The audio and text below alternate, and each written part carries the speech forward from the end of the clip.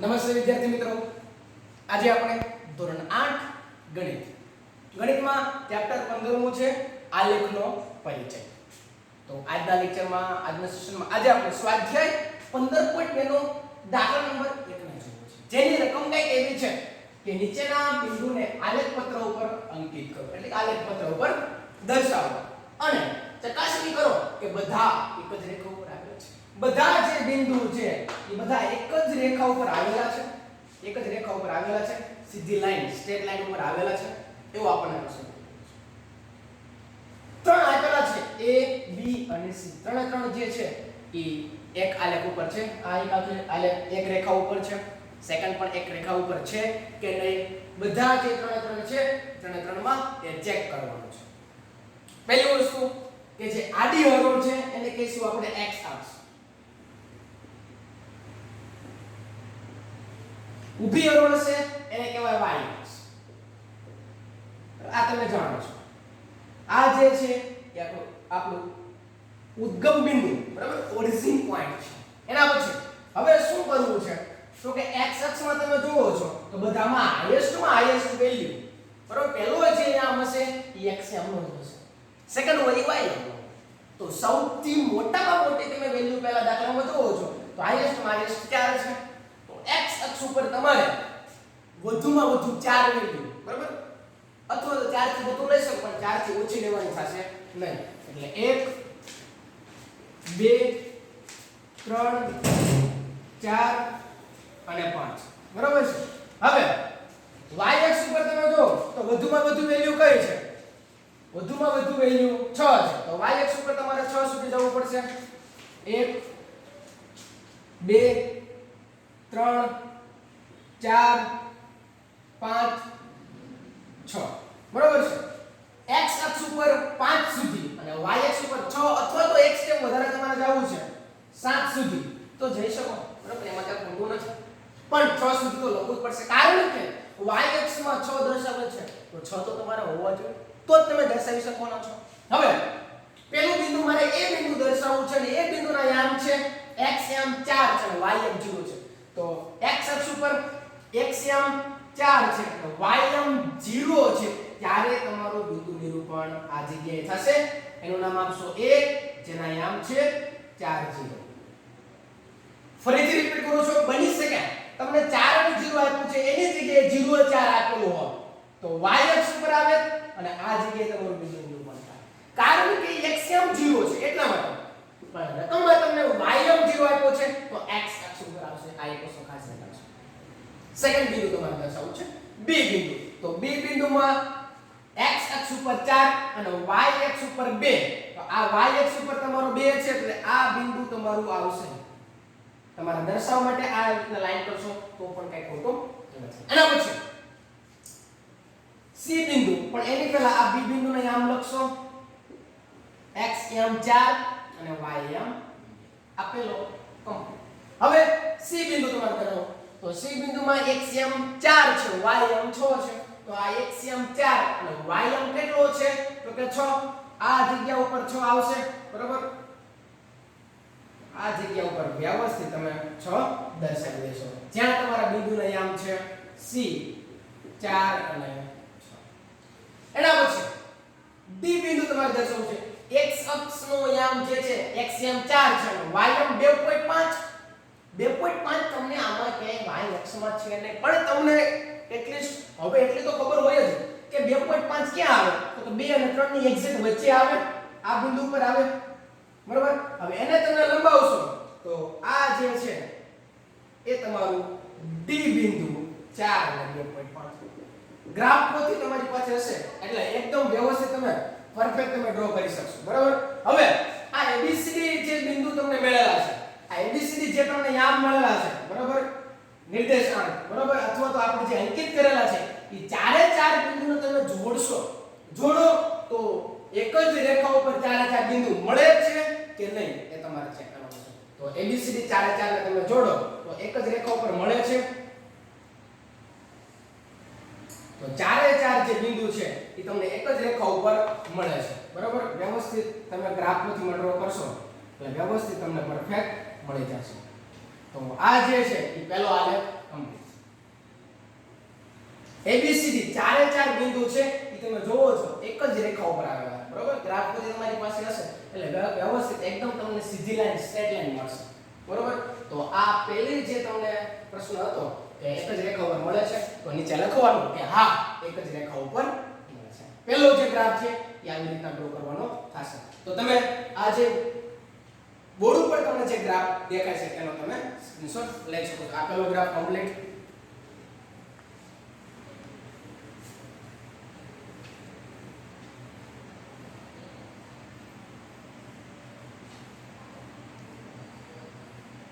જોયો હવે એના પછીનો સેકન્ડ બી, બરોબર.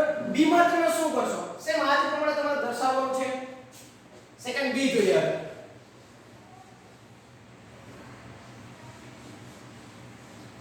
બી તમારે ડ્રો કરવાનો છે, બરાબર છે. એમાં જો હાઈએસ્ટ માં હાઈએસ્ટ વેલ્યુ કઈ છે? હાઈએસ્ટ માં હાઈએસ્ટ તમે જુઓ તો 4, બરાબર છે. કઈ વાંધો નહીં, 7 સુધી 5 સુધી ભલે રહે, બરાબર. xm અને ym બંને 4 છે. હવે p ના યામ જો તો xm એ 1 છે અને ym એ 1 છે, તો આ બિંદુ પર આવશે, બરાબર. તમે આને લંબાવશો અથવા તો સ્કેલિંગ પદ્ધતિથી તમે વ્યવસ્થિત તમે ડ્રો કરવા જાઓ, સમજવા માટે તમને ડ્રો કરું છું, બાકી આ ન દર્શાવો તો પણ ચાલે. આ જે છે તમારો xm 1 અને ym પણ 1 છે, તો આ જગ્યા ઉપર તમારે લખવાનું થાય બિંદુ a p11. એના પછી બિંદુ q, બિંદુ q જે છે એ 2 2, બરાબર. xm એ 2 અને ym એ 2, બેને જોડો. xm અને ym બંને p છે, બરાબર. તો આ જે 2 છે અને વ્યવસ્થિત તમે સીધી લાઈન ડ્રો કરશો તો આ તમારો qm મળી જાય, બરાબર. એનો યામ શું મળશે? આ જે આપણને આમ યામ મળશે એ q અને એને એના નિર્દેશાંક કયા હતા? એના યામ કયા હતા? 2 2, બરાબર. આ જે છે એ 1 1 છે. રેડી? ઓકે. હવે pq કમ્પ્લીટ. હવે શું દર્શાવવું છે? તો કે r દર્શાવવું છે. એના યામ તમે જો તો 3 3 છે. શું છે? 3 3. તો xm 3. ચાલો, xm 3 આપણો અને ym એ આપણે 3 જ લેવાનો છે, બરાબર. ym પણ 3 લેવો છે. આને તમે વ્યવસ્થિત સીધી લાઈન ડ્રો કરવા જાશો એટલે તમારો આ ym મળી ગયો. xm એ 3 અને ym એ 3 મળશે આ બિંદુ પર. એનું નામ શું આપશો? તો કે pq. હવે r33.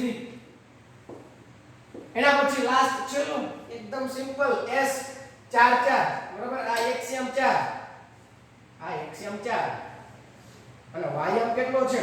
તો કે ym એ 4 જ છે, તો 4 એ બેને જોડશો. xm અને ym બંનેને તમે જોડવા જાશો તો આ બિંદુ પર તમારું આવશે જેને તમે નામ આપશો s44. હવે રકમમાં એવું કીધું કે આ જે તમે બધા તમે અંકિત કરો છો, હવે બધા તમે જોડો તો એક રેખા મળે છે. એક રેખા ઉપર આવેલા છે. ચાલો ચેક કરીએ. ચારે ચાર બિંદુને તમે જોડો p q r s તમારે બધાને જોડી દેવાના છે. વ્યવસ્થિત તમે ગ્રાફમાં ડ્રો કરશો એટલે એકદમ સ્ટ્રેટ લાઈન મળશે તમને. તો આ તમે જોડો તો તમને સીધી લાઈન મળે છે. સીધી લાઈન મળે છે, તમે ગ્રાફમાં જોઈ શકો છો. એકદમ તમને સ્ટ્રેટ લાઈન મળે છે. તો કહી શકાય કે હા આ બી જે પ્રશ્ન છે એ પણ શું છે? એક જ રેખા ઉપર મળે છે. આમાં પણ હા આવ્યું, આમાં પણ શું આવે છે? તો કે હા જ આવે છે.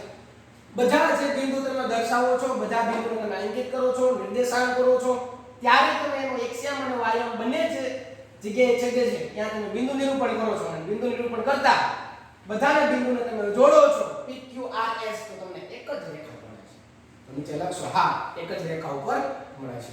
તો આ જે છે એ આપણા પ્રશ્ન બી નો તમે આવી રીતે એનો ગ્રાફ આલેખ આ રીતે ડ્રો કરી શકો છો. તો બોર્ડ પર તમે જોઈ શકો છો અને સ્ક્રીનશોટ પણ લઈ શકો છો.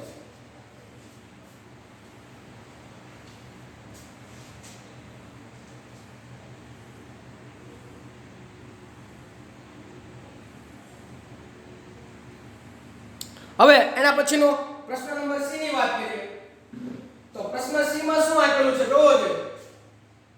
પ્રશ્ન c જે આપણને આપ્યો છે કે l m અને n એમાં હાઈએસ્ટ માં હાઈએસ્ટ કેટલું છે? હાઈએસ્ટ માં હાઈએસ્ટ તમે x જોશો તો હાઈએસ્ટ 5 છે.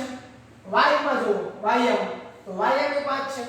તો આ જે આપણે બિંદુ છે એના એક ચાલશે, બરોબર, કાંઈ ચેન્જ કરવાની જરૂર નથી. તો આ ગ્રાફને ડ્રો કરીએ અને લાસ્ટ C જે ગ્રાફ છે એને ડ્રો કરીએ. બધા ગ્રાફ છે એકદમ સિમ્પલ છે, અઘરું કાંઈ છે જ નહીં, બરોબર, એકદમ સિમ્પલ. વ્યવસ્થિત તમે ગ્રાફમાં ડ્રો કરશો એટલે તમને પરફેક્ટ આલેખ મળશે. બોર્ડમાં બની શકે થોડુંક એવું ત્રાસું તમને મળતું હશે, પણ તમે આલેખમાં જ્યારે ડ્રો કરવા જાશો ત્યારે તમને પરફેક્ટ મળતું હોવું જોઈએ, બરાબર. સ્કેલ અને પેન્સિલનો ઉપયોગ કરવાનો થશે. એના પછી ત્રીજો પ્રશ્ન છે આપણો, કે બિંદુ દર્શાવવું છે. તો x યામ 2 અને y યામ 3. x યામ 2 અને y યામ 3. હવે તમે આને જોડો, સમજવા માટે જોડો તો પણ કઈ ખોટું નથી, અને ડાયરેક્ટ તમને ખબર પડી જાય કે આ બિંદુ ઉપર જ આવશે તો પણ ચાલે. એને નામ આપશો કે 2 3. એના પછી L જે છે એના યામ છે 5 અને 3. તો આ 5 અને આ જે છે, બરોબર, આ 3 ની જ વાત કરીએ છીએ. 5 અને 3 શું યામ છે? તો કે L. x યામ 5, y યામ 3, 5 3. એના પછી m તમે દર્શાવો છો 5 5. ક્યાં આવશે? તો કે આ બિંદુ ઉપર. આને તમે જોડો તો એ છે તમારો m 5 5, બરોબર. એના પછી લાસ્ટ છેલ્લું n. x m 2 છે, y m 5 છે. આ બિંદુ પર આવશે n 2 5. હવે આ k l m n તમે આ બધાને તમે જોડવા જાઓ તો રેખા મળે? રેખા મળે? ના મળે ને. તમે જોડશો તો શું મળશે? લંબચોરસ મળશે, રેખા મળતી નથી. તો આ જે આલેખ ડ્રો કરવાથી તમને રેખા મળતી નથી, તો કે ના, બધા બિંદુને જોડવાથી એક જ રેખા ઉપર આવેલા નથી, અથવા તો બધા બિંદુઓ છે એ એક જ રેખા ઉપર આવેલા નથી. તમને શું મળશે? તો કે બધાને જોડશો તો લંબચોરસ મળશે, બરાબર, એક રેખા મળતી નથી. તો આ જે છે એ તમારો પ્રશ્ન જે C છે એનો આલેખ તમે આ પ્રમાણે ડ્રો કરી શકો છો, બરાબર. સ્ક્રીનશોટ લઈ શકો છો તમે ગ્રાફનો.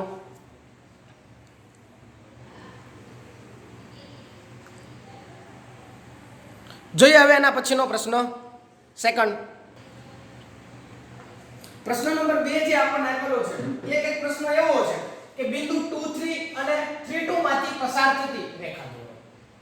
2 3 અને 3 2 માંથી પસાર થતી રેખા દોરો. આ રેખા x અક્ષ અને y અક્ષને જે બિંદુમાં છેદે તે નિર્દેશાંક દર્શાવો. આવો એક પ્રશ્ન છે, એકદમ સિમ્પલ છે મિત્રો, કે બિંદુઓ 2 3 એટલે x અક્ષ ઉપર 2 અને y અક્ષ ઉપર 3 ઈ બેને જોડતું નિર્દેશાંક દર્શાવશો, બિંદુ નિરૂપણ દર્શાવશો. આ 2, બરાબર, અને આ જે છે એ તમને 3 મળશે, 2 3, બરાબર, 2 3.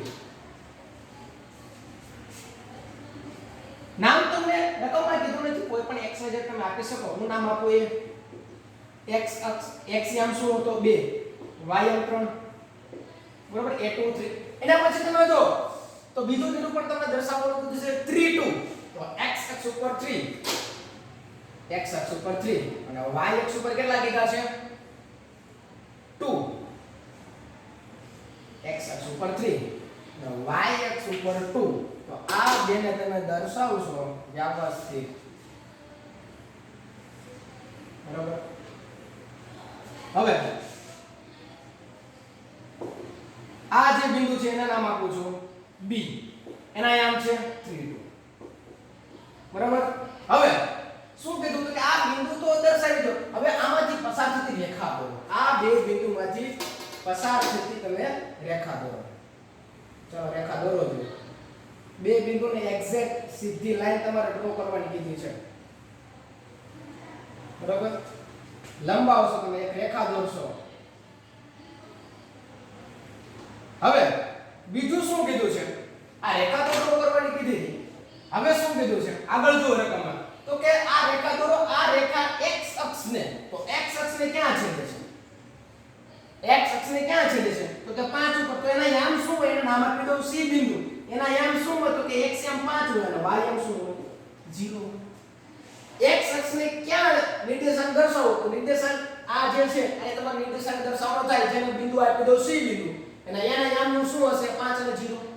y અક્ષ ઉપર તમને હજી કીધું કે y અક્ષને જે બિંદુમાં છેદે તેના નિર્દેશાંક એનું હું નામ આપી દઉં D. તો એનો x યામ શું હશે? 0 અને y યામ હશે 5. તો x x અક્ષ ઉપર c બિંદુ 5 0 અને y અક્ષ ઉપર d બિંદુ 0 5 જે છે આ એના નિર્દેશાંક થઈ જાય. તો આ પ્રશ્ન 2 જે છે એ આ પ્રમાણેનો આલેખ તમારે દોરવાનો થશે અને આ પ્રમાણે એના બિંદુ નિરૂપણ જે છે એ તમે નિર્દેશાંક કરશો, આ પ્રમાણે તમે દર્શાવશો. એના પછી જે ત્રીજો પ્રશ્ન તમને આપેલો છે સ્વાધ્યાય 15.2 માં, એમાં તમને એક સરસ મજાનો ટેક્સ્ટ બુકમાં જ આલેખ આપેલો છે અને આલેખ ઉપરથી કંઈક પ્રશ્ન આપેલા છે જોઈએ. આલેખમાં દર્શાવેલ દરેક આકૃતિઓના શિરોબિંદુઓના નિર્દેશ આપો. આકૃતિ 1 2 અને 3 આકૃતિ આપેલી છે. પહેલી આકૃતિ તમે ધ્યાનમાં લેશો. પહેલી આકૃતિ એટલે કઈ? તો કે OABC, ચતુષ્કોણ OABC. થોડીક એવી એક આકૃતિ તમને દર્શાવી અને સમજાવું, બરાબર? આ આલેખ તમારે ડ્રો થઈ ગયો છે. અથવા તો તમે સ્ક્રીનશોટ લેવો હોય તો લઈ શકો છો. ચાલો સ્ક્રીનશોટ લઈ લો. એના પછી આપણે હવે દર્શાવવું છે, બરાબર? એના પછીનો પ્રશ્ન જે છે એ તમારે દર્શાવવો હોય તો આલેખ તમને આપેલો છે રકમમાં.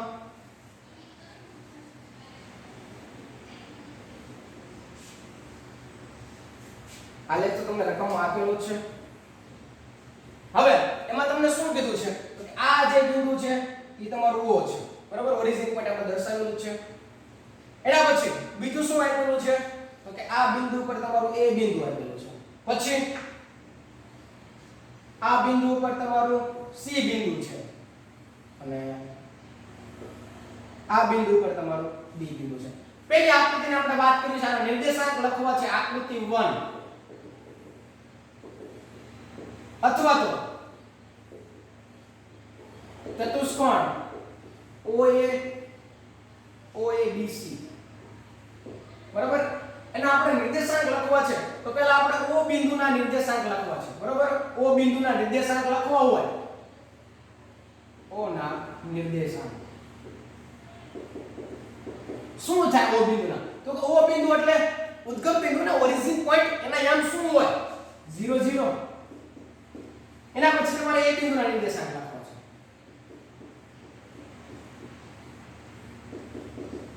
શું આવશે તો કે એક્સિયમ 2. એક્સિયમ કેટલો છે? 2. વાયમ શું છે? 0. તો એના યામ આવશે 2 0.